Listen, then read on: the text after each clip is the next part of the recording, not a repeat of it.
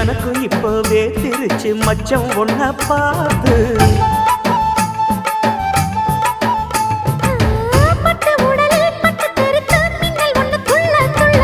வெக்கம் துடிக்க விளக்கணைக்க ஜன்னல் கண்ணை மூடிக்கொள்ள 10 நாள் கழிச்சு தாண்டி கதவை திறக்கணும்.